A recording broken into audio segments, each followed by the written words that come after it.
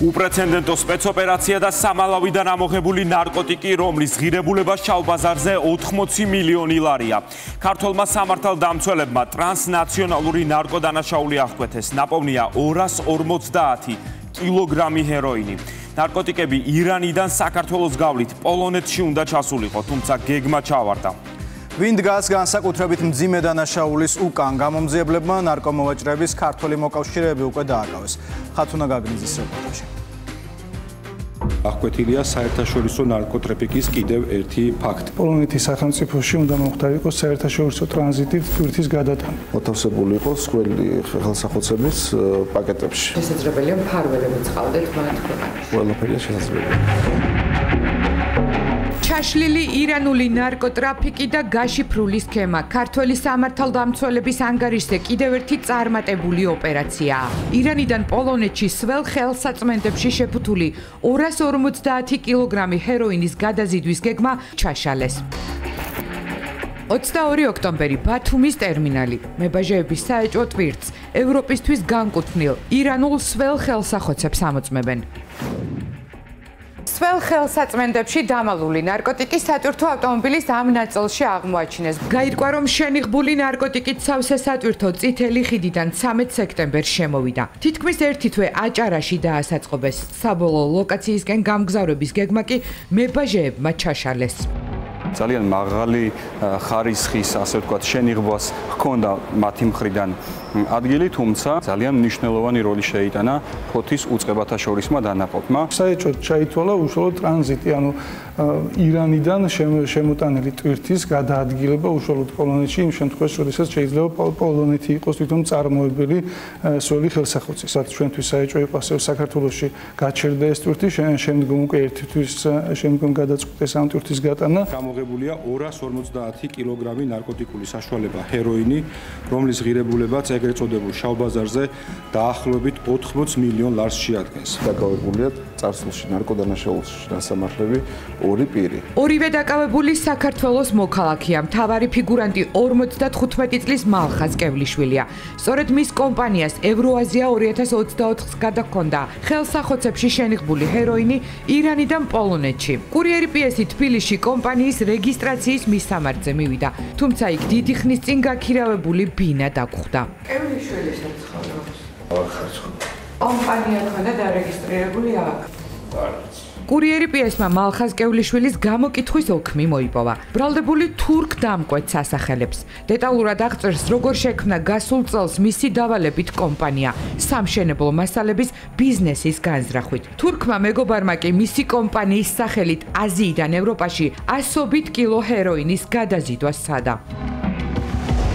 დამავალა საწყობის ნახვა და ვინმე სანდო ადამიანის მოძებნა საბაჟო პროცედურებში დასახმარებლად. ვიქირავეს სასაწყობე ფართი ბათუმის შემოგარენში, ახალ სოფელში. მალევე მითხრა, რომ საწყობში უნდა შემენახა ორი სატვირთო მანქანით ჩამოტანილი სველი ხელსახოცები, რომელსაც მის ბიზნეს პარტნიორს ირანის მოქალაქეს გამოატანდა. მიმითითა, რომ ორივე სატვირთო უნდა დაცლილიყო ცალ-ცალკე, ისე რომ ტვირთები ერთმანეთისგან განცალკავებული ყოფილიყო. მისი მეგობარი ირანის მოქალაქე ესწრებოდა აღნიშნული ტვირთის დასაწყობებას, რომელმაც დამიტოვა 15,000 евро ტვირთის მისახედად. თურქმა მეგობარმა დამიბარა, რომ როდესაც დამირეკავდა გადამზიდი კომპანია უნდა მომეძიებია და ტვირთი პოლონეთში გამეშვა ბულგარეთის გავლით.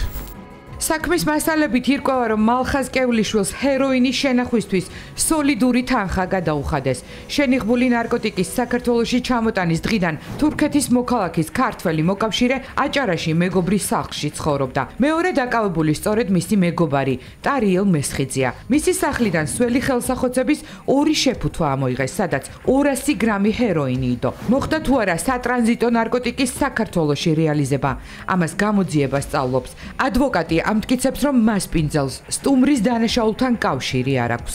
რა თქმა უნდა, ინფორმაცია არ ქონია. წელი სამსეთქები, რომელსაც ჩვეულებრივ ყოველდღიურ ევროპაში იშენებდნენ, ინახებოდა თურმე ნარკოტიკული საშუალება. ეს იყო საქართველოში რეალიზაციის მცდელობა ჯგუფურად თუ უბრალოდ გასხვისება ამ პირზე, რა თქმა უნდა, ამაზე სრულყოფილი გამოძიების ჩატარების შემდგომ ჩვენ მივიღებთ შესაბამის შემაჯამებელ გადაწყვეტილებას. ვინ დგას ნარკოტრაფიკის სათავეში? გამოძიების მთავარი სამიზნე ახლა თურქეთის მოქალაქეა, რომელმაც ტრანსნაციონალური დანაშაული სავარაუდოდ დიდი ხნის წინ დაგეგმა. ამ ეტაპზე მთავარ სამიზნეს წარმოადგენს უცხო ქვეყნის მოქალაქე, ვინც იყო ჩართული კონკრეტულ ბრალდებულთან ერთად, რათა საქართველოში ტვირთი შემოეტანა და შემდგომ უზრუნველყოთ მისი გატანა და ვატარებთ ყოველ საგამოძიებელ მოქმედებას, რათა გამოიკვეთოს პასუხისმგებლობის საკითხი. ასევე ყოველ იმ პირის პასუხისმგებლობის საკითხი, ვინც შეიძლება ჩართული იყოს ამ საქმეში. შესაძლებელია, რომ ყავდეთ საქართველოში სხვა მოკავშირეები? გამორიცხული არაფერი არ არის. საქართველოს მნიშვნელოვანი როლი აქვს საერთაშორისო ნარკოდანაშაულის აღკვეთის პროცესში. როგორც წინა ინტერვიუებში დაგვირდით, საქართველოს შინაგან საქმეთა სამინისტრო კიდევ ბევრ ესეთ საინტერესო ღონისძიებებს შემოგთავაზებთ.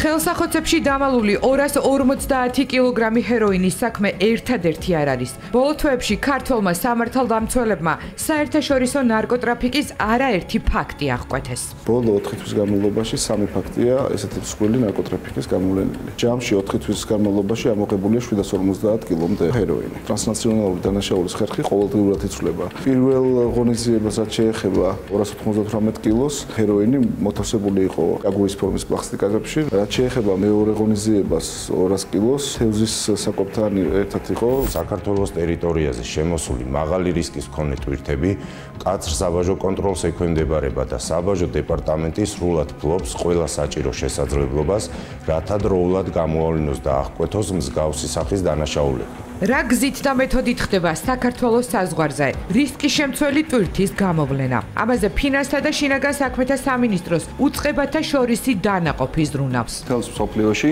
ასეთი მასშტაბური უწყებათა შორისი ჩართულობა, რაც გულისხმობს 4 სხვადასხვა უწყების ერთ სამუშაო სივრცეში ყოველდღიურ მუშაობას, ფაქტიურად სხვაგან არ არის და შეიძლება ითქვას, რომ უპრეცედენტოა.